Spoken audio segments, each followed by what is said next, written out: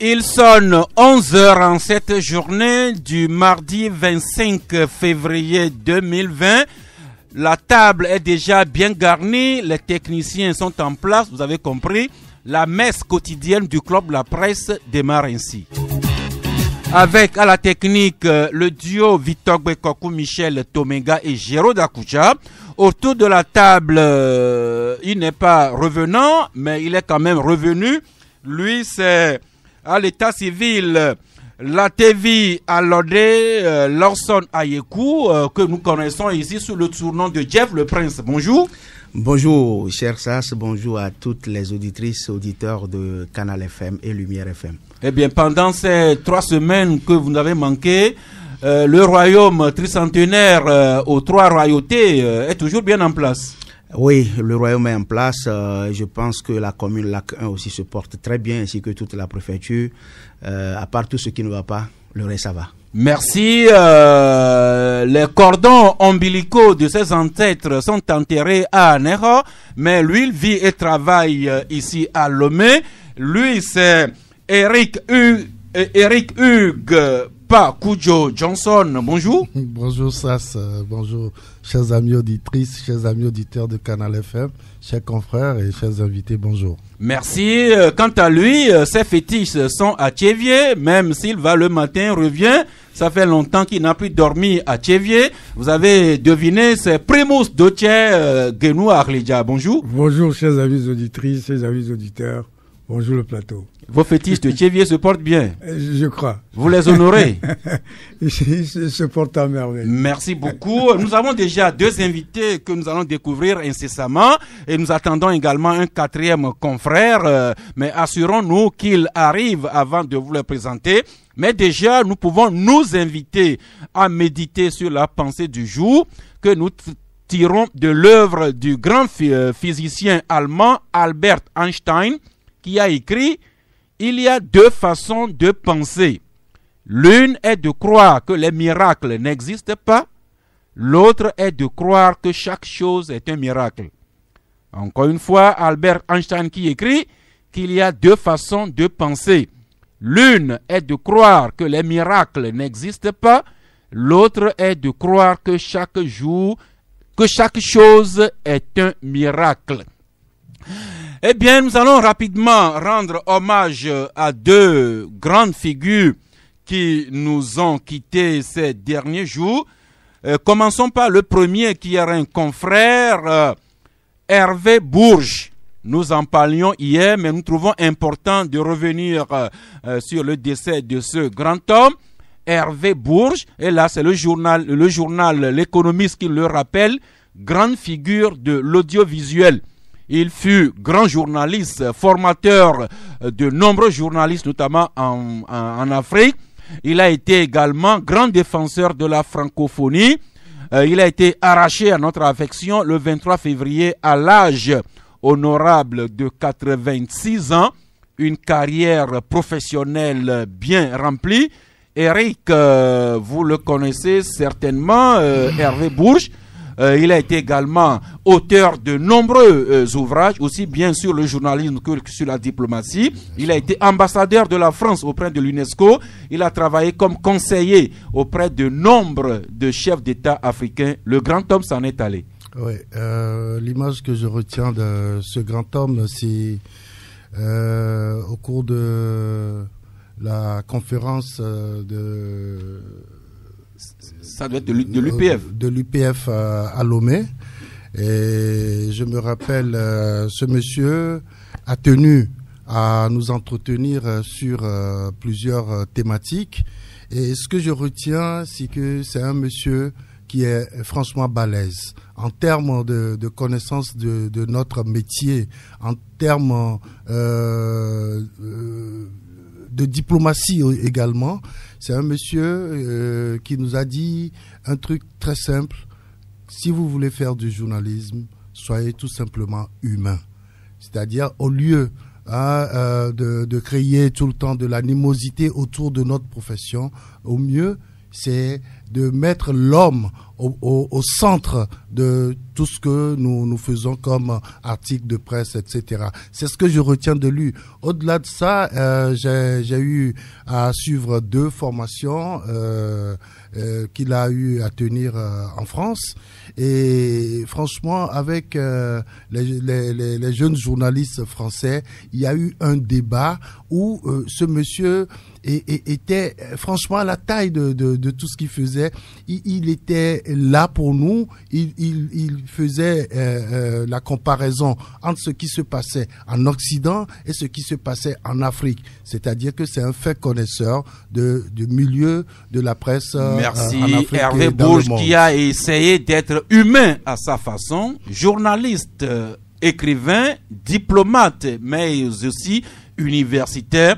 Pourquoi pas, nous ne citerions pas des noms de journalistes africains, togolais, un de ces prochains jours. Mais passons à une grande figure que nous avons perdue la semaine dernière. Ses parents l'ont immatriculé à l'état civil sous le nom de Ahiangba Omar, mais nous le connaissons beaucoup plus sous le nom de Omar Bi, roi du RNB ici au Togo. Il nous a quittés il y a quelques jours, mais comme l'écrit Forum de la semaine à la page 6, le décès du roi du RNB, Omar Bi, continue à susciter une vague d'hommages au sommet de l'État. C'est le chef de l'État, Faure Gnassingbé en personne, qui a tweeté pour lui rendre hommage. Et également Damien Mama, le coordonnateur résident du système des Nations Unies au Togo, qui a également tweeté sur l'œuvre de Omar Bi. Omar Bi, cet artiste togolais, auteur, compositeur, beatmaker, chorégraphe, artiste, peintre, c'est ce que nous rappelle Forum de la semaine. Togo Matin n'est pas en reste. Togo Matin qui parle également de Omar Bi à la page 9. Son décès qui reste en ce moment la grande actualité. Omar Bi qui continue à rester au cœur de tous les débats. Les hommages posthumes sont enclenchés, mais en ce moment, se demande Togo Matin, pendant que nous rendons hommage posthume à Omar Bi, que fait-on des artistes encore vivants? Monchoso qui est en train de nous arriver, la place est serrée au studio, mais on va se serrer. Monchoso qui va trouver un peu de place, qui va passer. Juste un petit mot. Approchez-vous quand même. Prenez le micro de quelqu'un. Dites-nous un mot sur votre article en hommage à Omar Bi. Les hommages posthumes, mais ce clin d'œil que vous faites également pour attirer notre attention sur les artistes encore vivants. Mais c'est clair parce que bonjour tout d'abord et merci Jeff de me le rappeler. Bonjour. Vous rappelez qu'il faut commencer à saluer surtout quand on arrive en retard. Tout à fait. Et bonjour et toutes nos excuses pour ce léger grand retard. Naturellement indépendant de votre volonté. Voilà. Omar Bi, c'est vrai que quelqu'un, pour lui rendre hommage, disait sur la toile la dernière fois que un artiste ne meurt jamais. C'est tout à fait vrai. C'est tout à fait vrai, mais sauf que quand ça arrive comme ça, et quand la mort fauche un artiste en la fleur de l'âge comme ça, avec tout le talent qu'on lui connaît, ça fait mal, ça laisse un vide qu'il est très très difficile de combler. Et donc Omar Bi, son décès a fait le tour de la toile. Les avis sont hyper partagés. Vous savez, même entre artistes, on s'envoie des invectives qui pour accuser certains d'être à l'origine de sa mort, qui pour dire Omar Bi ne méritait pas, etc. Non, ça fait mal parce que il y a quelques mois seulement, on perdait un autre grand talent, Jimmy Hope. C'est vrai qu'il était d'un certain âge, mais par rapport à la hauteur, par rapport à la grandeur de cet artiste, on ne s'y attendait pas. On attendait encore beaucoup de lui. C'est-à-dire, je parle toujours de Jimmy Hope. Et quand on voit aujourd'hui un jeune talent comme Omar By qui décède comme ça, qui part en la fleur de l'âge, avec tout le talent qu'on lui connaît. Ce qui a même permis à plusieurs artistes de rappeler que au cours de la sortie de son dernier album, il n'y avait pas beaucoup de gens.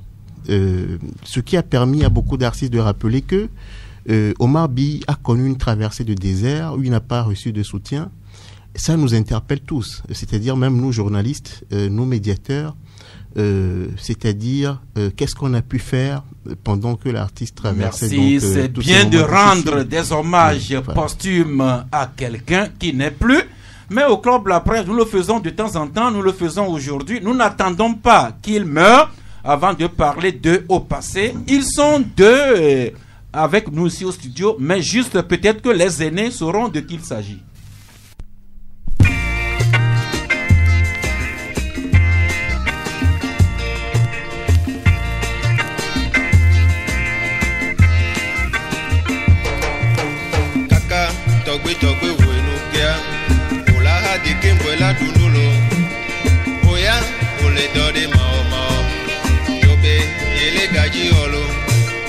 Au premier chant du corps, panier sur la tête, bientôt au fond du au premier chant du corps, là-haut à l'épaule, bientôt au fond du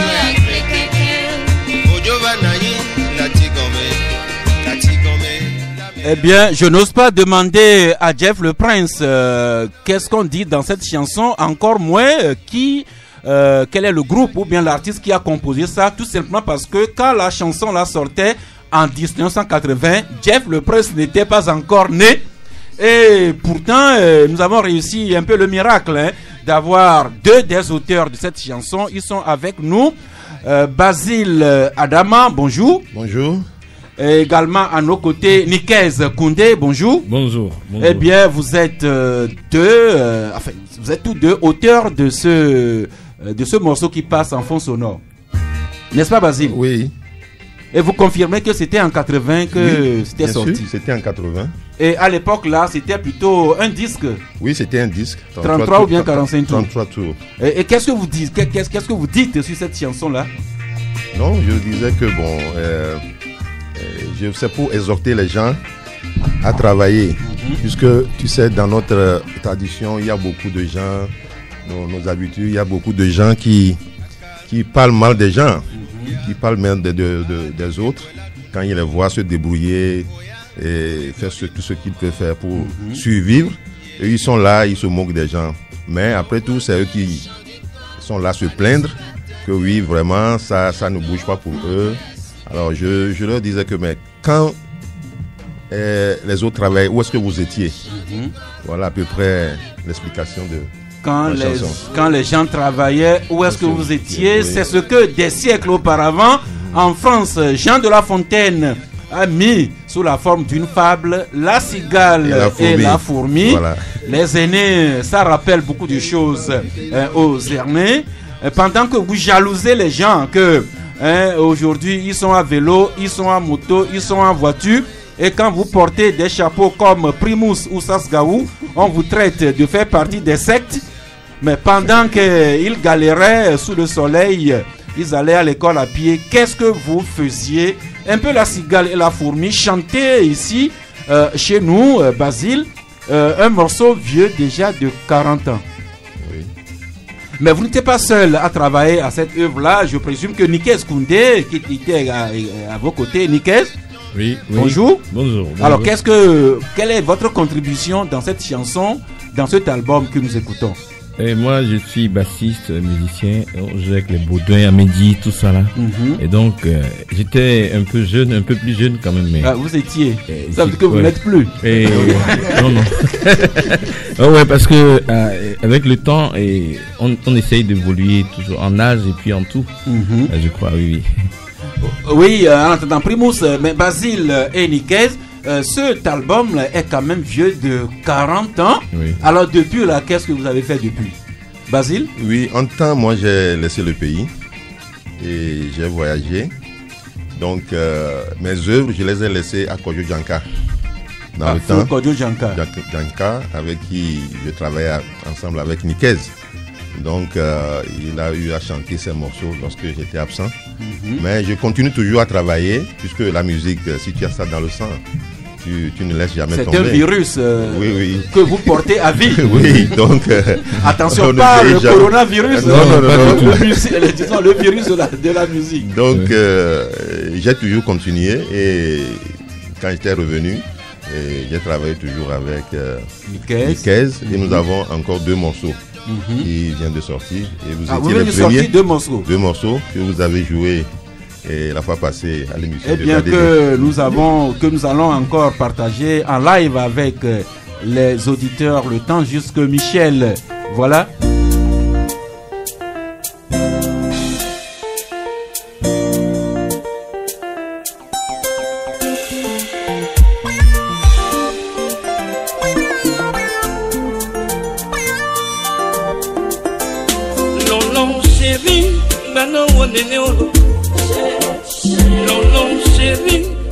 Oui, Nikez, je ne suis pas trop connaisseur en musique, mais je peux quand même constater que du premier morceau qu'on vient d'écouter au second, la technologie s'est introduite dedans.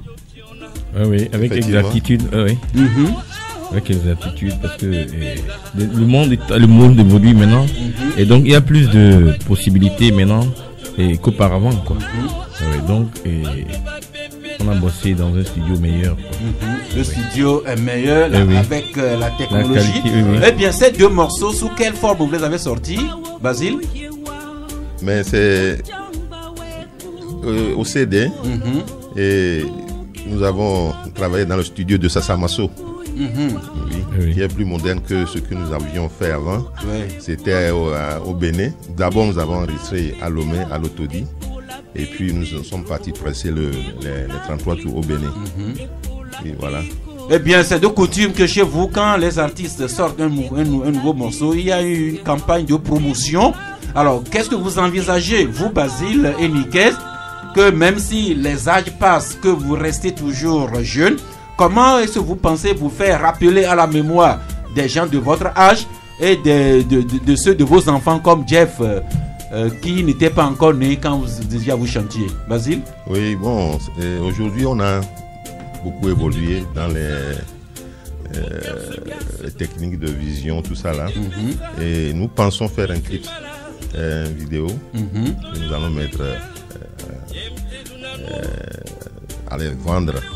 Donc un clip est en préparation déjà. Oui, est déjà en préparation. Est-ce qu'on peut savoir quand est-ce qu'il sera sur le marché? Dans un mois. Dans un mois. Nous sommes aujourd'hui le 25 février, ça veut dire que au plus tard, si tout va bien, dans un mois, vous serez. Alors à part ça, est-ce que vous envisagez un peu une série de concerts pour vous faire redécouvrir, pour faire la promotion de vos nouveaux morceaux? Non, d'abord nous allons voir la réaction des auditeurs et si tout va bien, nous pensons faire un concert. Merci. À la fin de cette année. Eh bien, Primus, nous n'attendons pas toujours d'attendre que les Omar Bi soient morts avant de parler d'eux. Voilà, nous rappelons les Basile, Adama et Nikez à la mémoire des jeunes. C'est déjà une bonne chose. Dirons que les Basile et Nikez sont les rescapés de la génération Baudouin. Voilà. Oui, avec exactitude. Avec exactitude. Non, Baudouin a marqué la scène musicale togolaise, surtout de Lomé. Il était même à la base de la création de Lomé Togo. Il avait...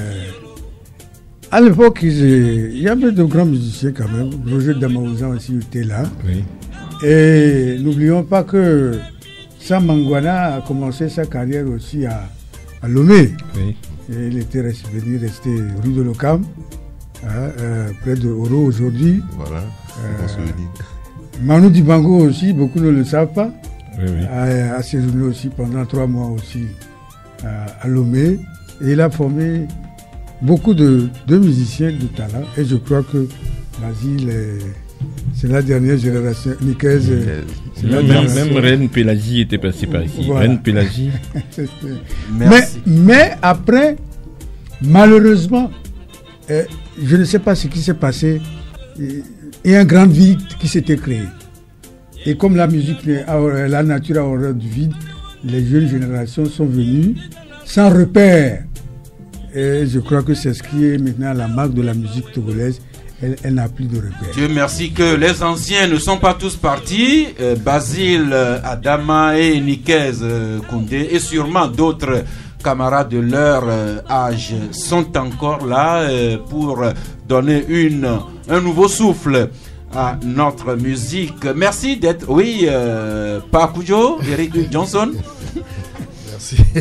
Non, je voudrais dire que le mal au Togo, c'est que aujourd'hui nous voyons Basile et Nikez, mais certainement qu'il y a d'autres qui sont encore là. Mais malheureusement, au Togo, les gens n'arrivent pas à s'associer pour faire de bonnes choses. C'est un vrai regret pour moi que autant de talents qui sont dans l'ombre, qu'on ne voit plus, qui n'arrivent pas à se retrouver pour nous faire vivre encore de belles choses.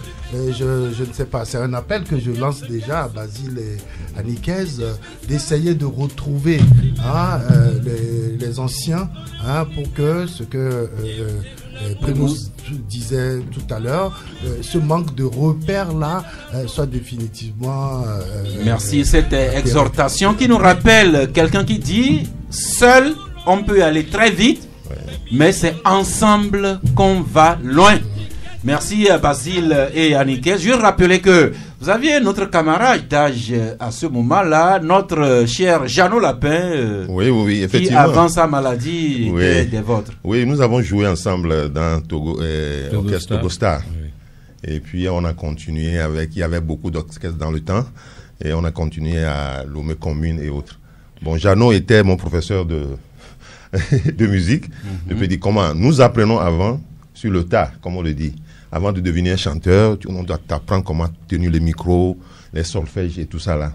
Donc, on a beaucoup travaillé. Mais tout à l'heure, vous venez de parler d'un vide après la mort de Baudouin. Baudouin était quelqu'un qui a uni beaucoup les artistes. Donc, il a fait que, bon, si on pense à Kofa Akoussa, les Agboti, tout ça là, les Yaya Lele, tout ça là, c'est grâce à Baudouin qu'ils ont fait, ils sont sortis de leur trou, ils ont eu le succès. Donc, après sa mort, effectivement, tout le monde a pris sa voix et puis on ne se retrouve pas. Mais nous avons, entre nous, quelques amis, on se retrouve et on essaie de faire quelque chose. Merci, on ne va pas laisser le temps passer. Merci de nous rappeler aux bons souvenirs de l'ancien temps et d'entretenir également l'espoir d'une nouvelle ère, accent grave, RE, pour notre musique. Merci à Basile et à Nikez. Oui, Nikez? Oui, et je vous rappelle aussi que nous avons un orchestre, nous avons mis un orchestre sur pied, et au nom de Diamond Star. En donnant du matériel, nous animons toutes les prestations de musique, et que ce soit un mariage, sortie de deux, tout ça, avec de bons musiciens. Et pour vous rappeler vraiment la vieille génération et tout tourner dans la jeunesse et dans aussi l'ancienneté aussi. Merci. Ma grand-mère qui nous rappelait que c'est dans les vieilles marmites qu'on prépare les bonnes, les meilleures sauces. Eh bien, les vieilles marmites sont encore là. Ils s'appellent Basile Adama, Nikez Koundé et tous les camarades de leur âge. Merci, c'est notre clin d'œil à la culture, aux arts, aux lettres aujourd'hui. Mardi, nous aurons encore à revenir avec d'autres noms, d'autres figures, pourquoi pas.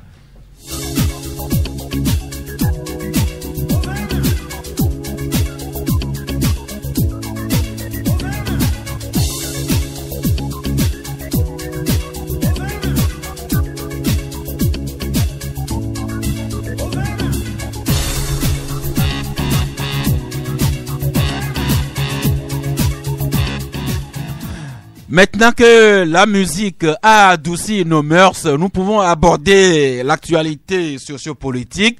Et comme nous nous en doutons bien, c'est toujours l'après-scrutin présidentiel du 22 février. Nous connaissons les résultats officiels provisoires tels que la CENI les a proclamés dans la nuit du dimanche au lundi dernier.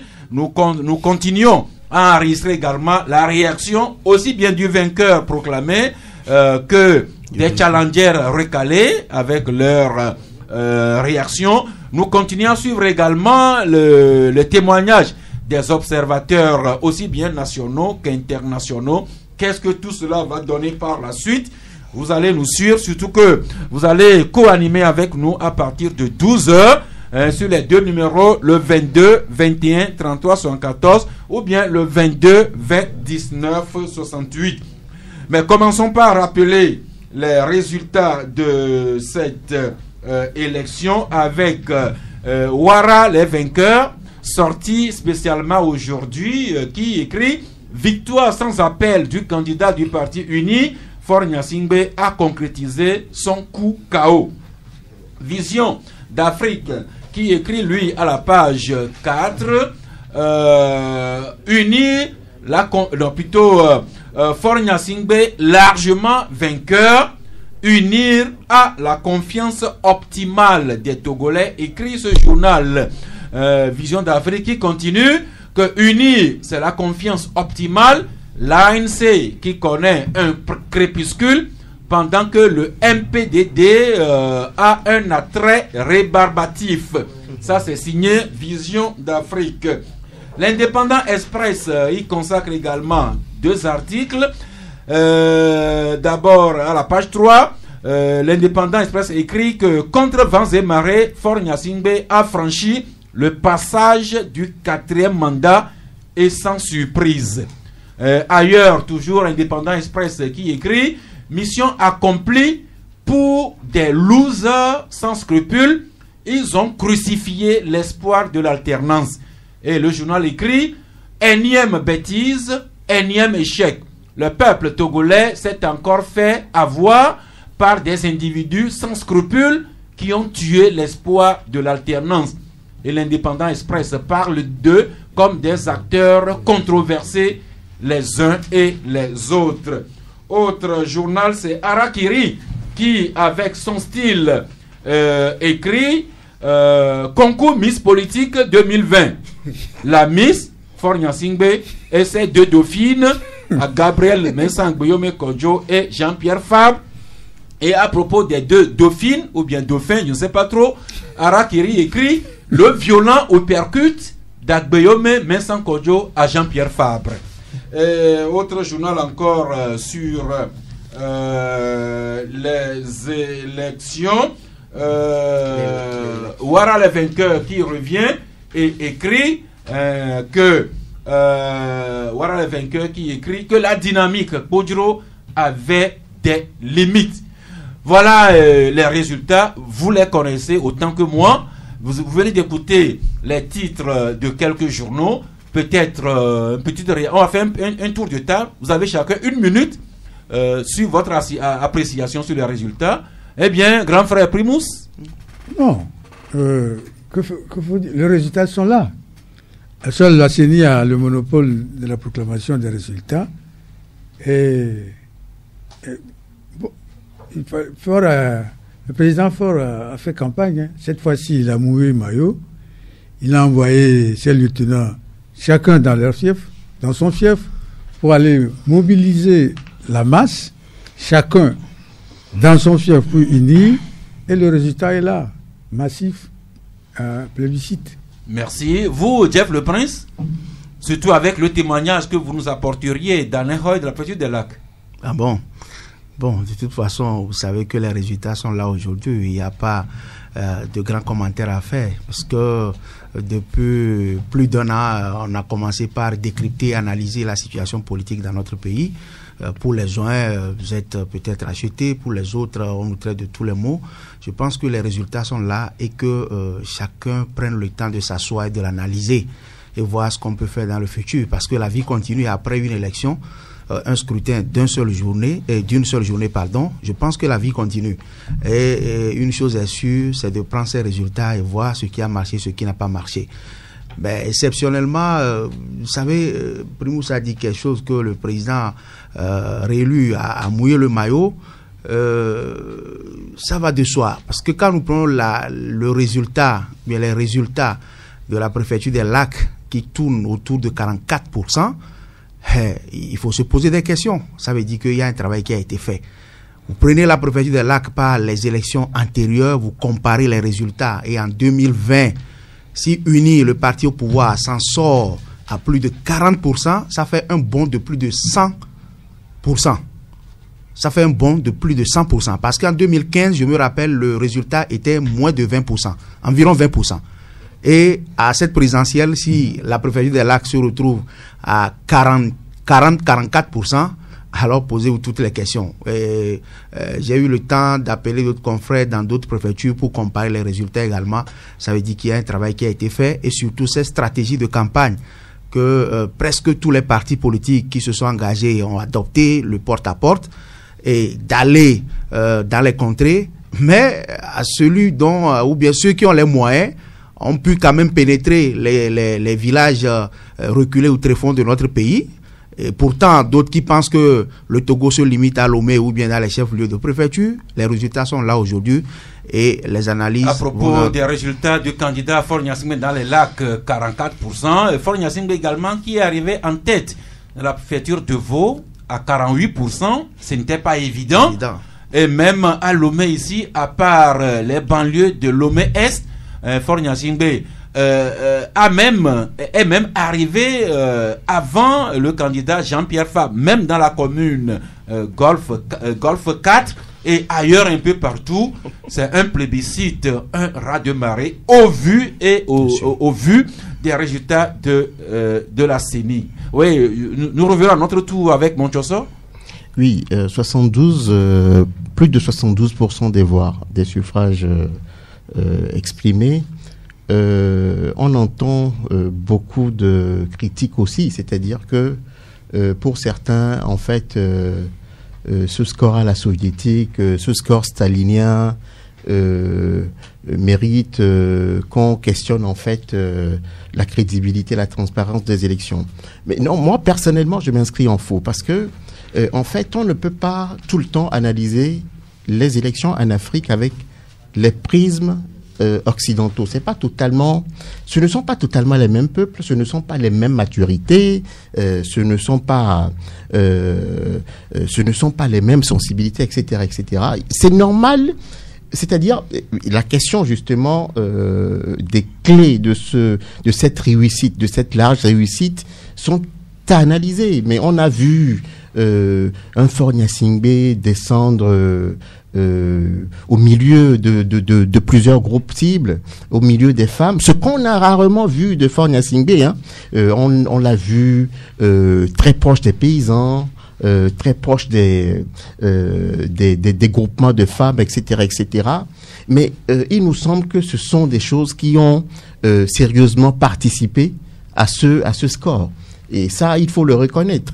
Et puis, pour moi, ça pose la question de la base électorale.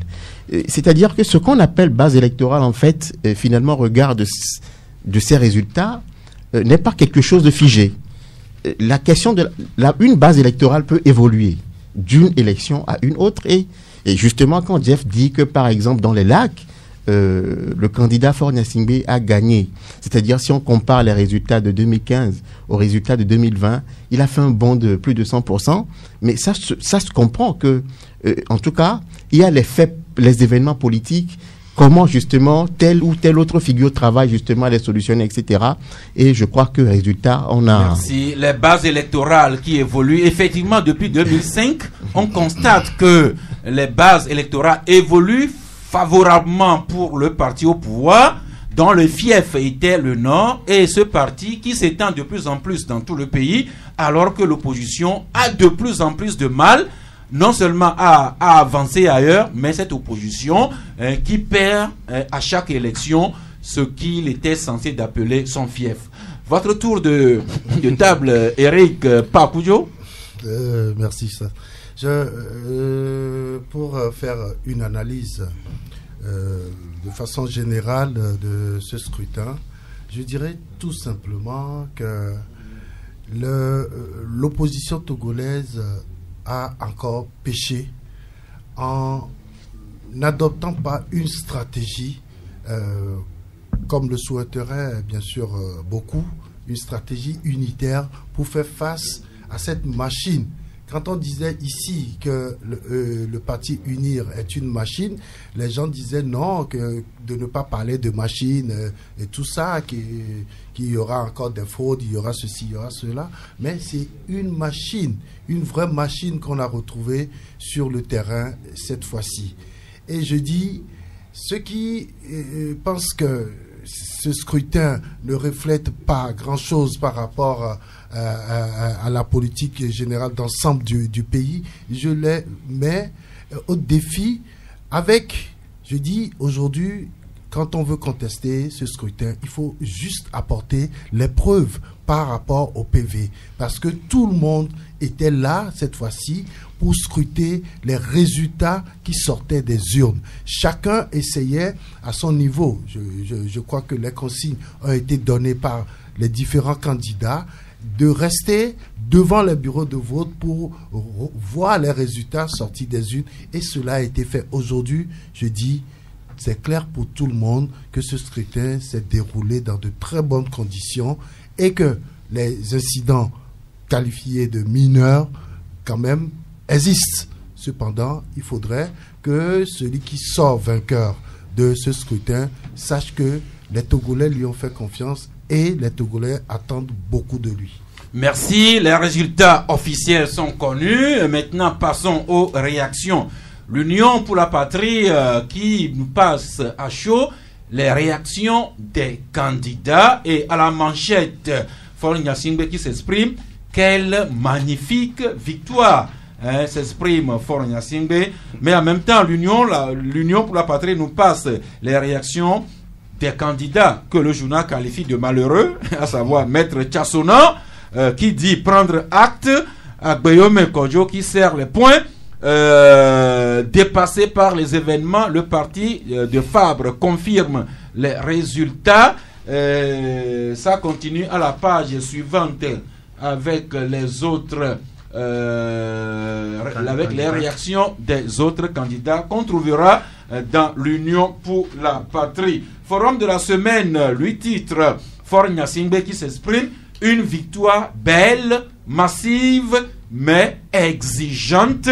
C'est un extrait des propos que le candidat heureux Faure Gnassingbé tenait devant ses partisans en liesse hier au palais de la présidence. À l'occasion, Faure Gnassingbé disait également que le plus important est à présent devant nous. Ça, c'est les réactions à l'endroit. Maintenant, réaction à l'envers.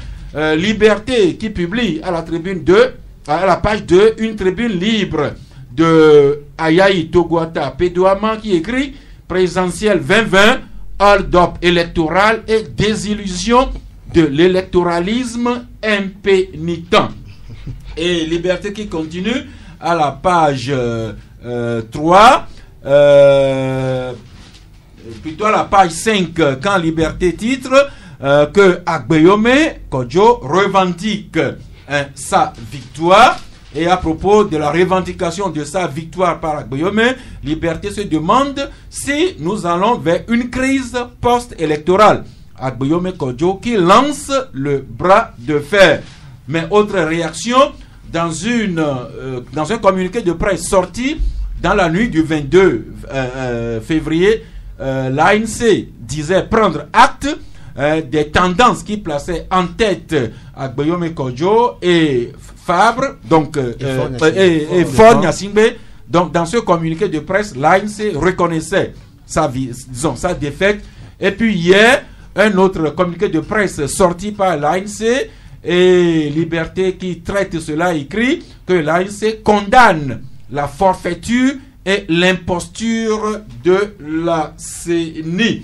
Et également, même si c'est pas dans les réseaux, même si c'est pas dans les journaux, c'est un document également qui circule sur les réseaux sociaux. Monseigneur Kodjoro qui vient de réagir également et qui qualifie la victoire de Faure Gnassingbé de forfaiture. Kodjoro qui appelle même les personnes du troisième âge à manifester le vendredi dernier.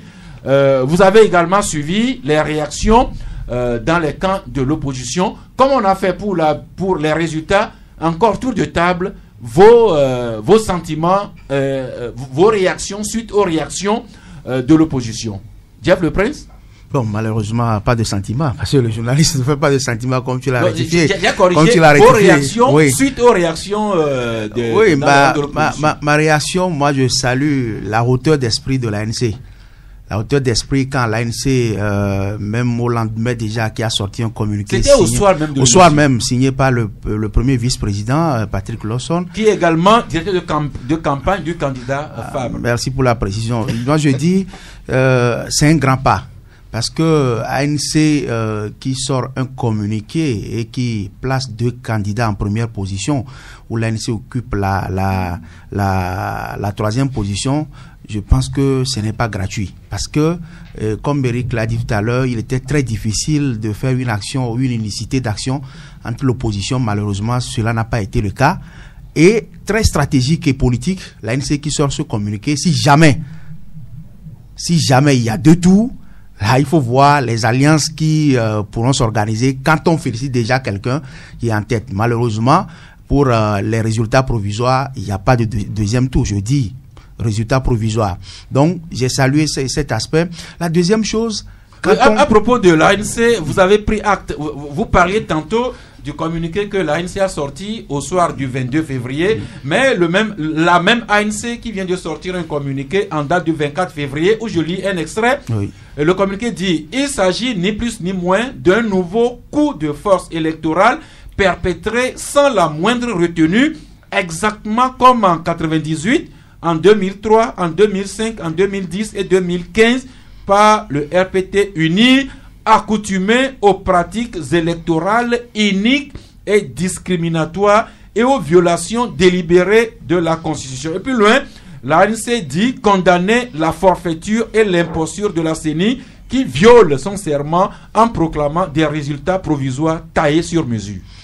Bon, moi je prends acte du premier communiqué qui a été sorti au soir. Les communiqués qui s'en suivent après, bon, ça va de soi.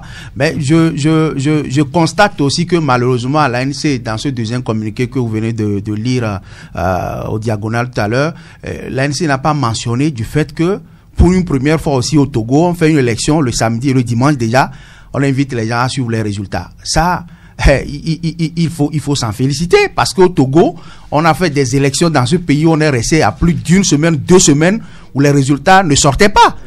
Mais si la CENI a fait de son mieux, qui dit même que les résultats vont sortir à partir du 24, résultat provisoire le 24, et à notre grande surprise agréable, on nous annonce que le dimanche à partir de 22h, nous allons suivre les résultats provisoires. Ça veut dire qu'il y a un travail qui a été fait. Oui, à ce niveau-là également, le dernier communiqué de l'ANC dit que la CENI a rendu public dans la précipitation le dimanche 23 février aux environs de minuit des résultats provisoires. Donc pour l'ANC, c'était un peu dans la précipitation que la CENI a rendu public. De toute façon, si ces résultats ont été donnés tardivement, on accuserait.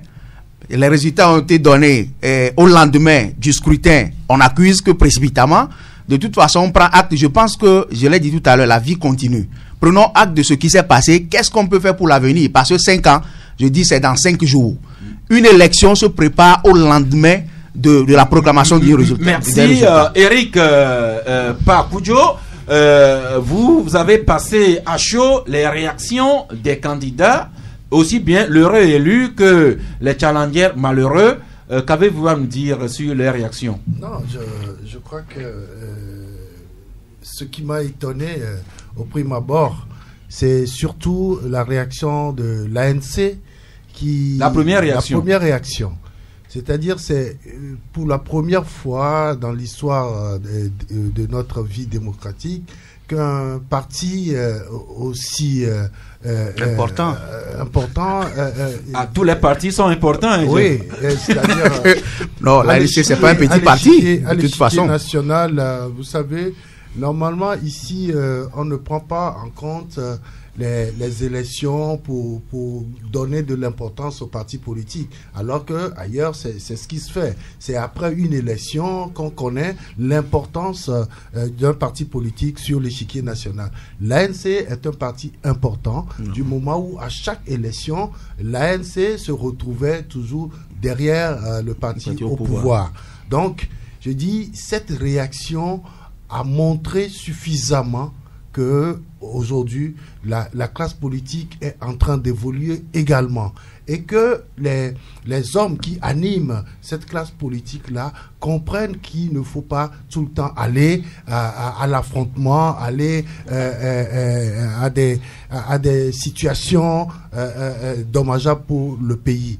Je dis, cette réaction a été d'une très grande importance, même au niveau des observateurs avec qui nous avons échangé, qui nous ont dit, mais il se passe des choses chez vous. C'est pas possible que c'est pour la première fois. Il y en a qui viennent à chaque élection, qui disent, mais ça évolue.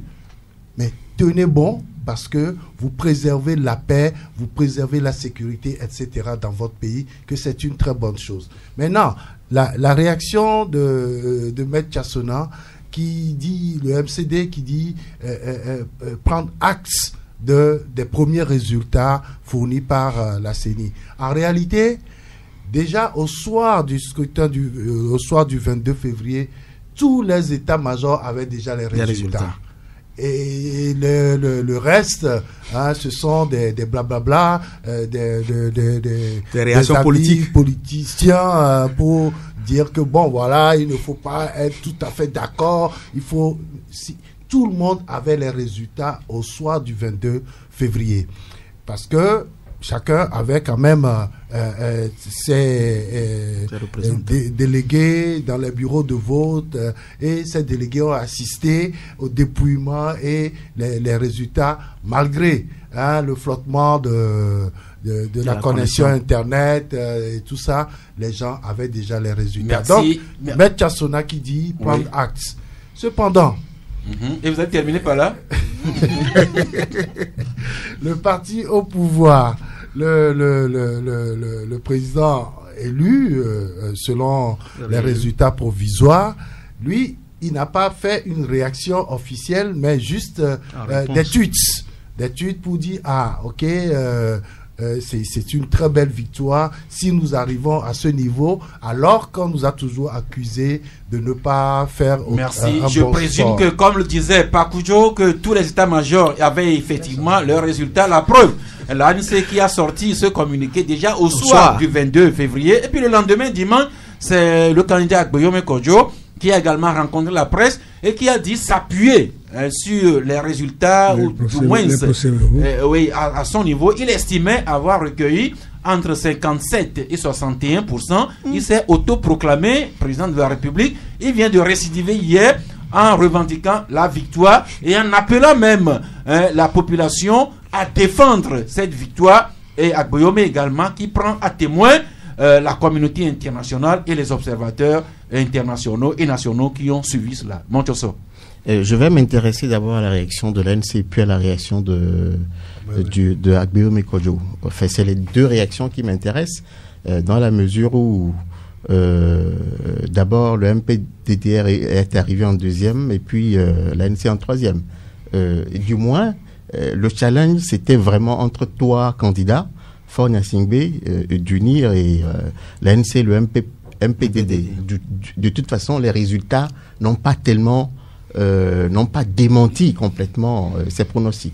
Tout s'est joué entre les trois. Bon, alors, la réaction de l'ANC, c'est-à-dire, si vous passez de la première réaction à la deuxième réaction, le premier communiqué où l'ANC reconnaissait sa défaite, etc., en reconnaissant que arrivent en première position les deux, c'est-à-dire UNIR et le MPDD, mais on voit une ANC mûre et une ANC dure. Ça, c'est vrai parce que nous savons très bien qu'on connaît certaines figures, plusieurs figures, ne serait-ce que par leur position au sein de ce parti. C'est-à-dire, ce parti est toujours entre l'ombre et la lumière. une ANC mûre, en fait, qui est toujours au fait d'une certaine réalité et qui comprend. Il suffit d'analyser un peu, d'ailleurs, même la campagne de l'ANC, la faiblesse de la mobilisation autour de l'ANC, etc., etc. Mais je pense qu'il y a quand même ce courant au sein de l'ANC, ce courant mûr, qui voyait un peu venir cette situation. Donc, hier, finalement, ce communiqué de l'ANC, du même parti, qui ne reconnaît pas les 4%, enfin, les plus de 4% attribués à son candidat. Mais c'est-à-dire que cette ANC dure, entre guillemets populiste, pour qui, en fait, pour être opposant au Togo, il faut être toujours dans la dénonciation. Et malheureusement, c'est pour ça, c'est-à-dire qu'on bascule, quand on va vers, justement, quand on analyse la réaction de Agbeome Kodjo est en train de jouer sur la même fibre. C'est-à-dire, tout porte à croire que quand on est opposant au Togo, il faut s'égosier, il faut bouillir face à toutes les réactions du gouvernement, face à toutes les réactions des institutions légales. Il faut toujours s'en prendre. Même quand c'est logique, même quand c'est scientifique et objectif, il faut les dénoncer pour être un bon opposant, pour être vu comme un bon opposant. C'est-à-dire, oui, le populisme. Parce que, mais au fond, Agbeome, quand il saisissait la toile, etc., pour dire je suis le président élu, etc., etc. J'appelle Faure Gnassingbé à reconnaître sa défaite.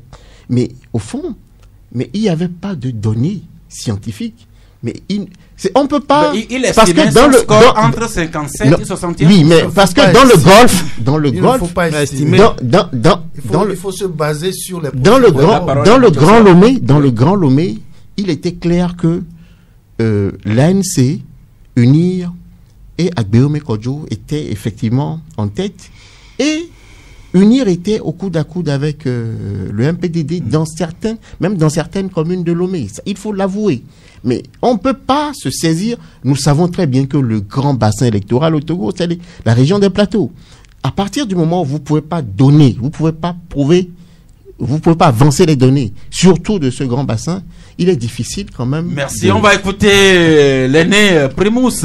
Les réactions, notamment dans le camp du candidat Agbeome, sa première conférence de presse le dimanche, sa seconde hier, et également les propos tenus sur RFI par son directeur de campagne, Fulbert Atisso. Quand on a écouté Fulbert Atisso, on est tenté plutôt de croire que son candidat va s'adresser à la Cour constitutionnelle. Or, Agbeome, qui a radicalisé un peu sa position hier, rejoint par son parrain, Monseigneur Kodjo, qui appelle jusqu'aux personnes du 3e âge à manifester vendredi prochain, et puis également la tribune libre à Pédo Amman.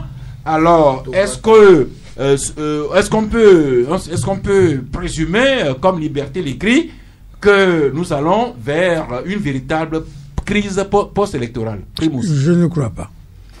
On dirait à chacun son tour. Je me souviens en 2015 de Agbeome s'adressant à Fabre, qui n'acceptait pas aussi sa défaite face à UNIR. Et il se retrouve dans la même position aujourd'hui, en train d'utiliser les méthodes de l'ANC pour réclamer sa victoire. Mais cette élection a fait de lui un vrai chef file de l'opposition. Il remplace Gilles Christ. Bon, le chef de file de l'opposition est fixé par la loi. Et c'est plutôt sur le score de la minorité de l'opposition à l'Assemblée nationale. Mon cher ami Sax. Oui. En bonne démocratie, c'est le numéro 2 d'une élection présidentielle qui est confirmé comme opposant. Dans ce cas, il faudra modifier la loi portant statut de l'opposition. Je ne veux pas me laisser dans les particularités togolaises. Okay. Mais cette élection a fait changer la donne. Maintenant, nous aurons un opposant qui est sorti du système. Grâce à la dynamique. Il combat. Et Fab n'est pas sorti de ce système. Gilles Christ non plus. Gilles Christ a rejoint le système qu'il a combattu pendant longtemps. Le système a produit Agbeome, qui devient maintenant opposants. Vous voyez, c'est un beau retour des choses. Bon, maintenant, je ne sais pas s'il est prêt à jouer ce rôle. De deux, seule la CENI avait la prérogative de donner les résultats officiels. Alors, quel que soit le résultat que quelqu'un aurait eu avec ses procès-verbaux, on ne s'autoproclame pas vainqueur d'une élection organisée par les institutions de la République. Il faut quand même leur laisser cet apanage-là d'assumer leurs fonctions. Donc, j'ai été très surpris le dimanche-là, vers 22h, quand le monsieur se faisait appeler président élu. Et heureusement, la CENI a réagi aussi en sortant un communiqué en disant « Moi aussi, j'ai les résultats et je vais les publier ». Alors, pour nous, citoyens, ça a été une avancée. Qu'en 24 heures, les institutions de la République qui ont organisé l'élection étaient en mesure de les proclamer. Ça, c'est du jamais vu. Donc, on n'arrête pas le progrès. Maintenant, étant ici de 3 familles royales, je conseillerais à tous, surtout à Monseigneur Podro, le pouvoir, aucun pouvoir ne s'arrache. Même quand vous êtes désigné roi, ce seront les autres qui vont vous introniser, vous installer sur le trône, vous établir, vous faire les cérémonies royales d'intronisation de roi. Et c'est après tout cela que vous devenez roi. Vous devenez roi avec pouvoir d'agir. Ça, c'est au royaume. Maintenant, en République du Togo. Et je vais vous donner l'exemple. Quand Trump a été élu, après son élection, il a été reçu sur les perrons de la Maison-Blanche par Barack Obama. Le président sortant. Et c'est lui qui va l'instruire des secrets de la Maison-Blanche. Ça, Trump ne le connaissait pas. Il ne peut pas. Et sans cette cérémonie, il n'est pas président consacré des États-Unis. Parce que le pouvoir, tant qu'on ne vous l'a pas donné par les canaux qui donnent le pouvoir, vous ne l'avez pas. Et c'est cette comédie. Justement, c'est dans ce sens-là que Agboyome appelle le peuple à revendre. Je le paraphrase. Oui. Oui. Agboyome qui appelle le peuple à défendre sa victoire. Un peu, c'est ce que Podro aussi, Monseigneur Podro aussi vient de faire à sa façon. Depuis qu'ils ont envoyé le peuple dans la rue pour ce petit-là, ils étaient où? Le peuple est déjà... Bon, maintenant le peuple a lu, non? Selon ce qu'il dit, que le peuple s'est prononcé et c'est lui qui est sorti vainqueur. Maintenant, il n'a même pas le courage d'aller défendre lui-même sa victoire. Et il demande encore au peuple d'aller dans la rue pour aller faire quoi? Faut pas prendre les enfants du bon Dieu. Merci. Eh bien, un peu... Ça, c'est juste un petit... style Harakiri... qui écrit que Agboyome a donné un violent uppercut à Fabre pour dire que, un peu pour corroborer la position de Primus, de facto, comme RFI aussi le disait aujourd'hui, c'est Agboyome qui devient un peu le leader de l'opposition. Mais Ouattara, les vainqueurs, se demandent si Agboyome va réellement pouvoir s'imposer comme première force de l'opposition. Sera-t-il meilleur par rapport à Fabre? Fera-t-il mieux par rapport à Gilchrist Olympio? Voilà le terrain sur lequel on attend maintenant Agboyome, soit sur le terrain de la contestation, ou bien en choisissant la voie des institutions. Alors, sur ce que Agboyome va pouvoir faire ou bien ne pas pouvoir faire en 30 secondes. Montonso? Mais Agboyome a réalisé une percée. Il faut l'avouer, il faut le reconnaître. 18%, alors que en 2015, il avait... En 2010. En 2010, il avait... 0,95%. Mais c'est une sacrée percée. Mais et quand Agboyome appelle... Non, il faut que Agboyome soit conséquent avec lui-même. C'est-à-dire que quand la C14 appelait d'ailleurs les Togolais à sortir, qu'est-ce que Agbeome leur disait au fond? Mais Agbeome leur disait clairement justement que, mais en fait aujourd'hui, l'heure où nous sommes, mais ce ne sont pas les manifestations de rue qui, etc.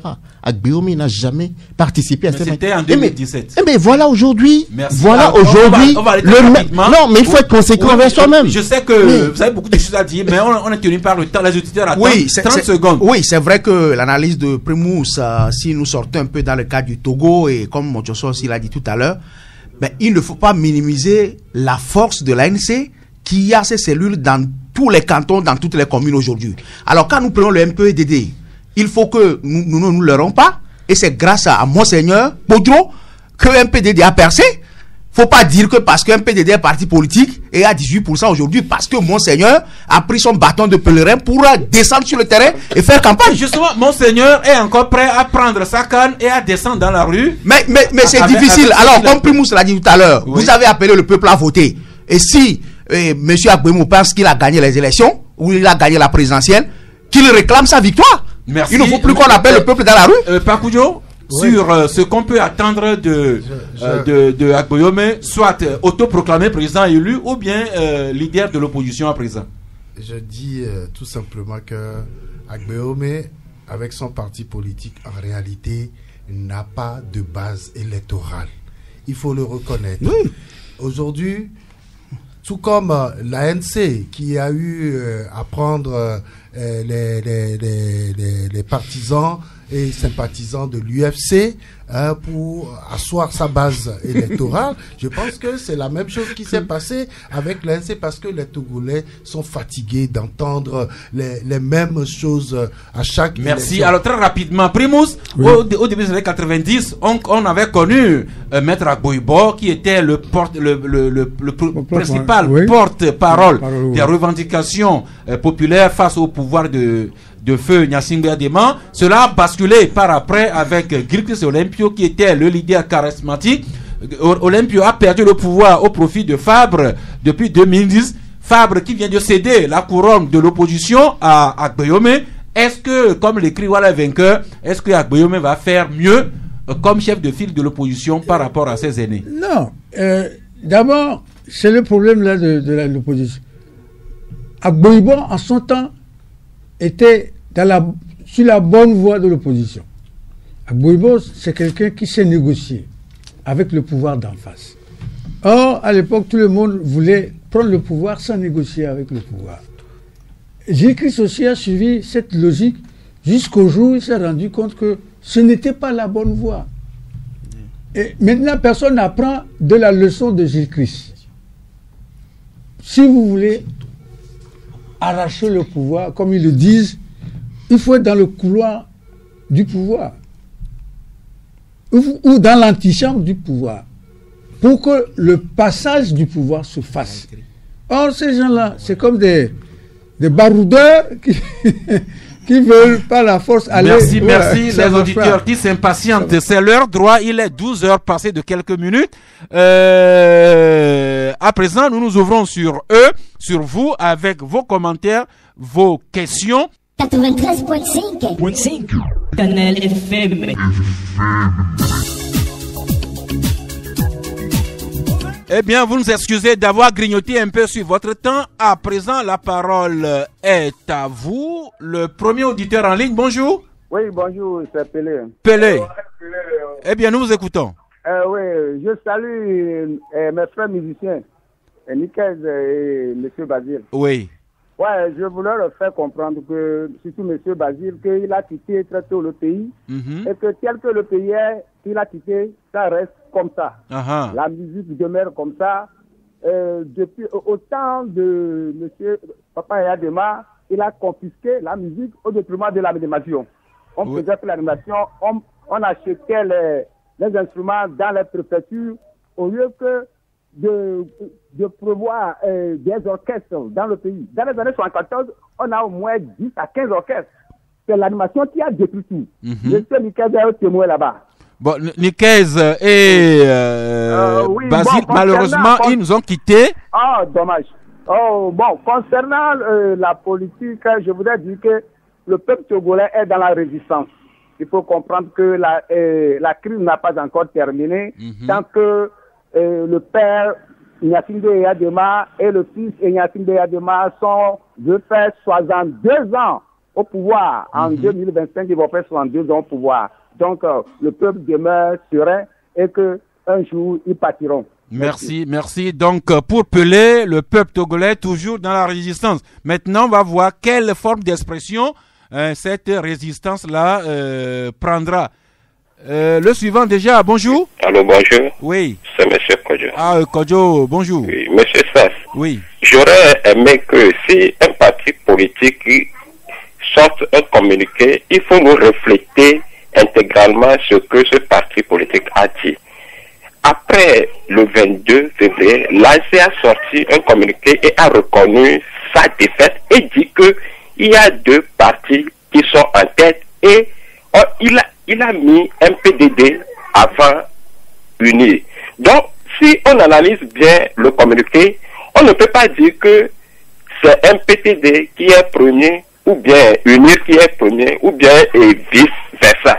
Donc, si l'ANC suppose que c'est un PTD qui sort premier et que la CENI proclame UNIR premier, donc l'ANC a droit de sortir un autre communiqué pour dénoncer ce que la CENI a fait. De deux, pour la dynamique Podro, j'étais le premier à dire que si un parti politique de l'opposition revient encore nous parler de fraude sans nous donner leurs procès verbaux, je serai le premier à leur critiquer. Donc je demande à nos... Allô? Oui. Oui, je demande à nos frères de ne pas sortir, d'attendre que la dynamique Podro nous montre les procès verbaux avant de sortir. Parce que il y a un de vos confrères qui a dit que le 19 août, M. Agboume nous avait dit que à son âge, il ne peut plus marcher. Maintenant, il veut être dans son salon et me demander à moi. Dommage que l'ami Kodjo est parti. J'aurais aimé qu'il terminât son développement, mais comme je sais qu'il est teigneux, peut-être qu'il reviendra. Mais en attendant, l'ami Sandro en ligne, bonjour. Oui, bonjour le plateau. Oui. Je voulais aborder le point pour les élections qui viennent de s'achever. Félicitations d'abord au PR qui a encore rempli pour son 4e mandat. Oui. La première des choses que moi je voudrais leur proposer, en ce moment, il faudrait qu'ils s'attaquent à cette jeunesse qui les avait suivis au moment des campagnes. En ce temps de campagne, durant les 15 jours, ils ont eu à drainer des foules sur toutes les voies que nous avons vues. Actuellement, c'est parce que ceux-là n'avaient... Qu'est-ce qui se passe que nos amis, que nous les perdions comme ça? Michel, veillez à ce que les auditeurs puissent aller au bout de leur développement, sinon quelqu'un penserait que c'est nous qui les privons de parole. Papa Sibiti, bonjour. Bonjour, maître directeur. Oui. Vous savez, si le peuple togolais est honnête, il ne peut compter que sur vous. Nous qui? Oui, à travers vos déclarations, parce que le président russe parlait du cinéma, un grand pouvoir. Bon, vous venez de dire, le doyen venait de dire que vous avez les procès verbaux, ou bien ils ont eu les procès verbaux. Si ils ont les procès verbaux, qu'est-ce qu'ils disent? À qui ils donnent la raison? C'est à Monseigneur Kodro par Agboume ou bien UNIR? Il faut nous stabiliser. Il ne faut pas nous mettre, nous donner beaucoup de, je ne sais comment dire, pour que les Togolais sachent ce qu'il faut faire.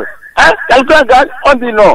Bon, merci beaucoup. Renseignez-nous. Je vous en prie, Eric, je pense que c'est vous qui avez dit que les états-majors de tous les candidats sont supposés disposer de tous les PV des bureaux de vote. Non, on ne dit pas la même chose. J'ai dit que tous les partis politiques, enfin tous les candidats avaient déjà les résultats au soir du 22 février. Maintenant, les procès verbaux sont arrivés aux états-majors, je crois, le lendemain. Et c'est à partir de ce moment qu'on peut dire que tout le monde a les résultats, les vrais résultats. Sinon, au soir du 22 février, chacun avait quand même pas l'entremise de leurs délégués dans les bureaux de vote, les résultats. Merci. À présent, l'ami Komi, bonjour. Oui, bonjour. Oui. Comment vous allez? Comme vous nous écoutez. Bonjour à tout le plateau et merci pour tout ce que vous faites pour la population. Moi, je voulais juste intervenir sur le sujet de la politique, le sujet d'actualité, quoi. Il y a une chose qu'il faut qu'on reconnaisse dans ce pays. Et nous sommes fatigués de tous les problèmes que le côté politique arrive à infliger à la population. Aujourd'hui, quand on dit que, vous savez, il ne faut pas qu'on se voie le visage.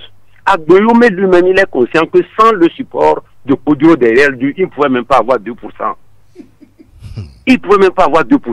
Aujourd'hui, le CAR aussi, je dis le CAR, l'ANC aussi s'est rendu compte que non, sans les autres partis autour de lui, ce qu'il arrivait à obtenir, les 30 et quelques %, aujourd'hui, tout c'est clair, qu'ils n'ont pas pu obtenir tout ça. Mais ça fait plus de 2 ans que UNIR est sur le terrain, en train d'aller de hameau en hameau, en train de réaliser ce qu'ils peuvent réaliser. Aujourd'hui, UNIR gagne, on dit UNIR a gagné, c'est notre problème.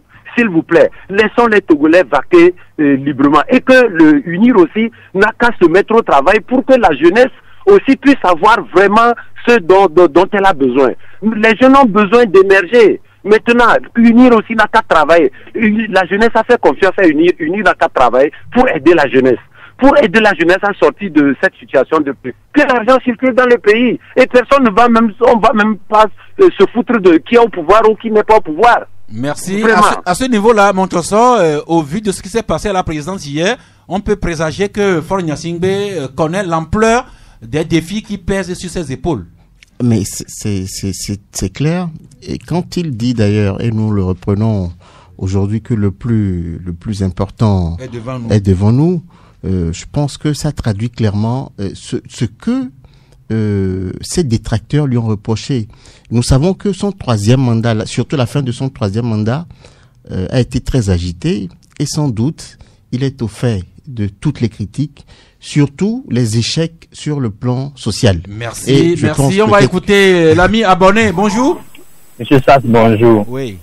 Vous vous rappelez, entre-temps on disait, si un candidat ne peut pas au moins avoir 9300 délégués pour se faire représenter dans les bureaux de vote, ils reviennent à la maison. 9339 pour être précis.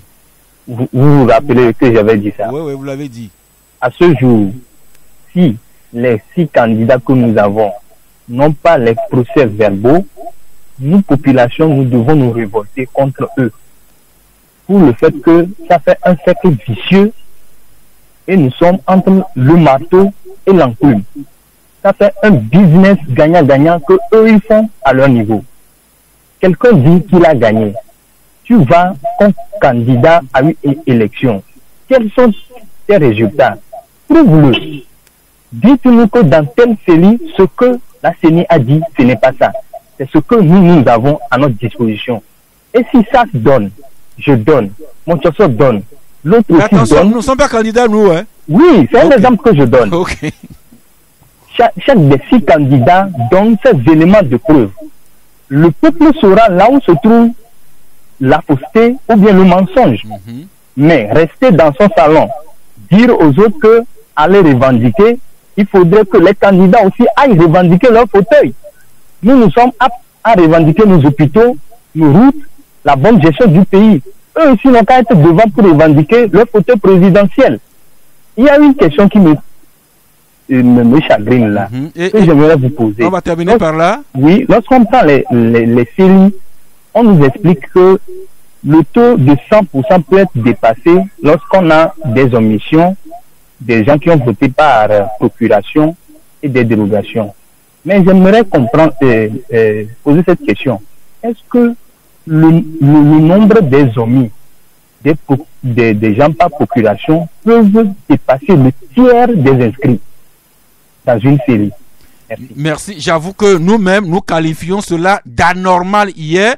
et nous aurions souhaité poser la question à un membre de la CENI qui nous explique comment il se fait que dans certains nombres de CELI, le nombre de votants a dépassé les inscrits.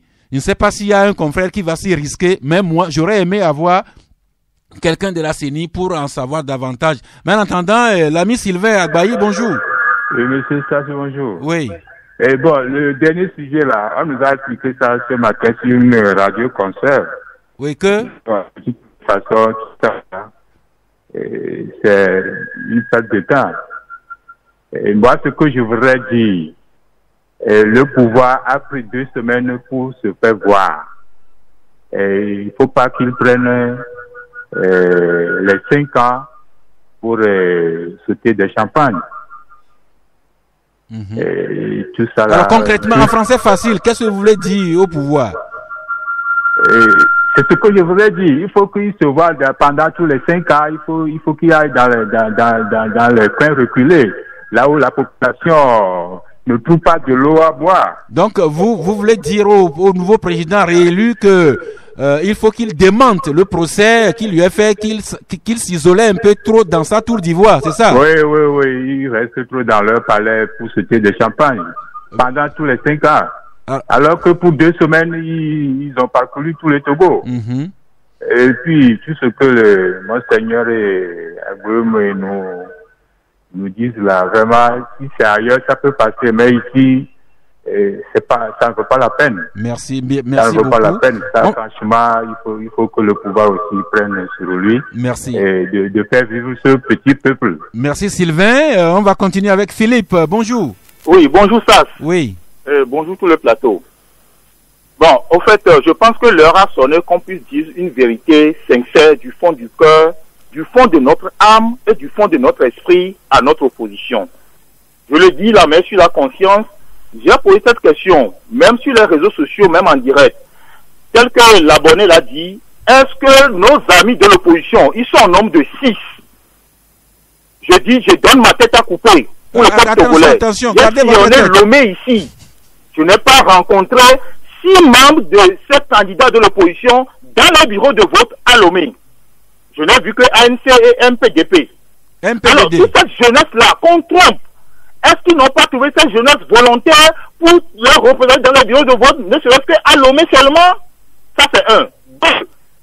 Si vraiment le docteur Agbéome et Gabriel Messankodio a le 9339 PV, il n'a qu'à les prouver très rapidement pour que le président Fouassou Yassibé, qui a dit que la minorité pille ce pays et que la majorité croupisse dans la pauvreté absolue et que lui-même reconnaît cette minorité, qu'il essaie de rebeller cette minorité, l'argent volé, faites sortir cela pour que la jeunesse togolaise puisse être libérée, puisse trouver de quoi à manger. Parce que moi qui vous parle, je n'arrive pas à manger 3 fois par jour.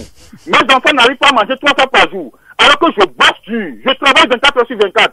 Alors, si ça réellement, il n'a pas tripatouillé, il a réellement gagné, qu'il fasse tout pour que tous ceux qui ont pillé, cette minorité qui a pillé ce pays pendant 15 ans qu'il est venu, ils font sortir l'argent pour qu'on puisse trouver du travail à faire, on puisse trouver des marchés, à travailler librement, à se vaquer librement dans nos occupations pour être vraiment libre, pour trouver notre djinkoumé à manger facilement. Merci. C'est quand même une contradiction. Vous travaillez déjà 24 heures sur 24 et vous cherchez maintenant encore du travail. Décidément, le nouveau pouvoir a du travail à faire. Eh bien, merci à tous les auditeurs qui nous ont enrichis. Vous avez chacun eu 90 secondes pour réagir sur ce que les auditeurs ont partagé avec nous. Jeff Le Prince. Oui, vous comprenez une maturité dans la réaction des auditeurs qui nous appellent. Avant la présidentielle, il fallait voir comment les gens sont traités de tous les mots et les fidèles auditeurs quand ils appellent. Mais aujourd'hui, le langage a changé au lendemain de cette présidentielle. Quand j'ai écouté... Là, ce ne sont que quelques... Oui, j'ai dit un échantillon, personnes, hein. Un échantillon d'auditeurs qui viennent d'appeler. Vous comprenez que le langage a changé. Ça veut dire que à un moment, les Togolais sont fatigués de la même histoire. On nous a volé, on a fait ci, on a fait ci. Si vous réclamez votre victoire, je pense que vous savez où passer pour avoir le fauteuil présidentiel. Il faut que la population togolaise trouve la paix et se vaquent librement à ses occupations. Un auditeur l'a dit tout à l'heure. Mais si on a difficilement à joindre les deux bouts et que les Togolais se démerdent à aller faire leurs affaires, leur business pour trouver à manger, ne serait-ce qu'une fois, 2 fois par jour, et qu'un candidat nous appelle encore dans la rue aujourd'hui alors qu'il a déjà des bouteilles de champagne, ses enfants sont à l'étranger pour fréquenter, et je ne sais quoi dire. Donc je pense que chacun prenne ses responsabilités après cette élection. Je pense que c'est ce que je peux dire. Merci beaucoup. Montoso, en réaction à ce que les auditeurs ont partagé avec nous. Mais il me semble que il est clair pour les uns et les autres que les carottes sont cuites. Mais le plus dur commence... les carottes sont cuites pour qui? Eh bien, les élections sont consommées. Okay. On connaît le gagnant. Mais le plus dur commence pour le parti au pouvoir. Mais quand vous gagnez à plus de 72%, mais il faut réaliser les promesses de campagne à plus de 72%. C'est important. Surtout que les masses populaires peuvent être versatiles. Ah oui, parce que 5 ans, c'est beaucoup et c'est peu. Mais 5 ans, mais pour retourner, regarder en face les gens à qui on a fait les promesses, il faut être en mesure d'avoir réalisé sérieusement les promesses de campagne. Et je pense que là, et c'est là où je souhaite dire que c'est le plus dur commence maintenant pour le parti au pouvoir qui a réalisé quand même ce grand score et pour prétendre retourner voir les mêmes personnes à qui on a fait toutes ces promesses. Au bout de 5 ans, il faut se mettre au travail dès maintenant. Et les défis, nous le savons. Mais il y a le renforcement de la justice sociale.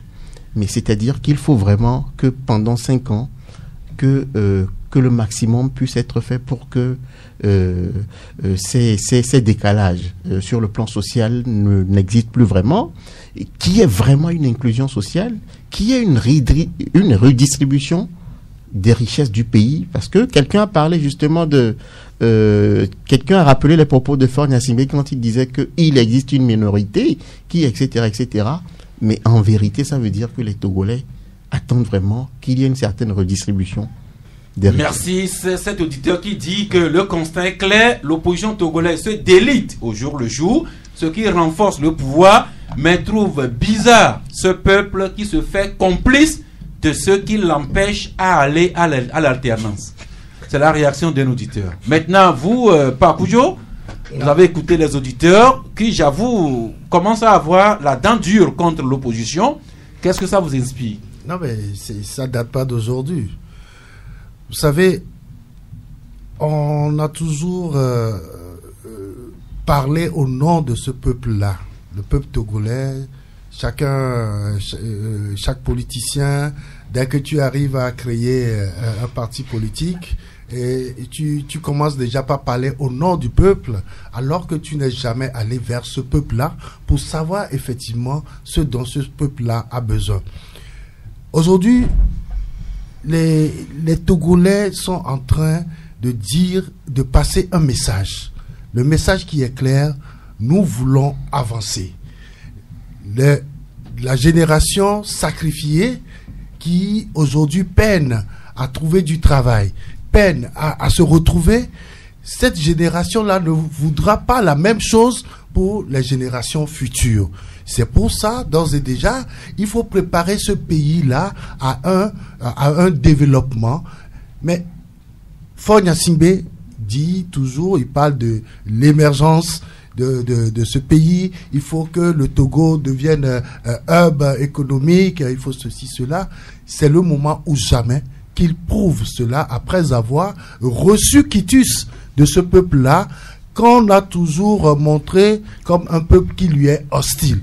Aujourd'hui, on voit clairement que le peuple togolais dit à Faure Gnassingbé, nous te faisons confiance, il faut nous retourner cette balle-là pour que nous puissions aller ensemble dans la même direction. Merci. Un auditeur qui dit que le samedi 22 février, Barça avec Messi a gagné 5-0 contre son adversaire, 4 buts de Messi, et puis le même samedi, c'est une autre équipe avec un autre Messi qui gagne avec plus de 50%, avec 50 points de différence sur son adversaire. Voilà comment de la politique de l'élection au football, le rapport peut être vite établi. Tout à fait. Non, merci pour les auditeurs qui ont appelé aujourd'hui. Oui, le président Faure est venu à Tchévier pour la ISA et il est revenu pendant la campagne à Gbelouvé. Je ne vais pas me faire le porte-parole du Zion, mais quand la députée Nomigno est encore venue à Tchévier nous apporter le message du président Faure en nous disant de sortir massivement pour le voter le samedi 22, nous lui rappelons que nous lui avons dit que Tchévier ou le Grand Zion n'a qu'un seul ministre. Un seul ministre, et c'est trop petit. Le ministre du Commerce, à lui tout seul, ne peut pas faire le travail. Donc, nous sommes prêts à l'aider pour le PND, mais qui... Zion a déjà un ministre. Vous savez, le Togo a 39 préfectures. Si vous déjà vous avez un ministre, vous en voulez plus. Bien courage au président dans la composition de ce gouvernement. Alors, avant vos cartons, son père faisait l'équilibre régional. Un auditeur nous dit que la victoire de Faure Gnassingbé ne souffre pas de contestation. D'accord. Mais qu'est-ce que les Togolais pensent de ce que l'auditeur appelle achat de conscience, trafic d'influence et fermeture du Togo profond à certains candidats? C'est une question que l'auditeur m'envoie et que je partage avec vous. On ne répond pas aujourd'hui parce que il n'y a pas de temps. Je voudrais juste dire un truc. Il faut faire attention parce qu'il y a eu des informations pendant la campagne comme quoi certains candidats ont été empêchés de faire des meetings, etc. Je vais vous donner une petite anecdote parce que moi, notre journal a eu quand même à déployer des journalistes dans toutes les régions. Oui. On s'est donné les moyens pour le faire. Ce que certains candidats n'ont pas pu faire. Oui, je dis dans toutes les régions. On a 5 régions. On n'a pas 39 régions. Excusez-moi. Donc, notre collègue sur le terrain a vu une scène. C'est une anecdote que je raconte. C'est-à-dire que pendant que les partisans d'un candidat essayaient de se regrouper pour accueillir leur candidat, le parti uni venait sur le terrain avec une caravane. Quand les partisans de l'autre bord excusez-moi, mais le temps est vraiment contre vous. Vous ne pouvez pas aller au bout de votre anecdote. Vous privez également les confrères de carton. On va devoir s'arrêter là. Mais je vous assure que le Club de la Presse vous retrouve demain mercredi à 11h, si Dieu le veut et Dieu le voudra bien.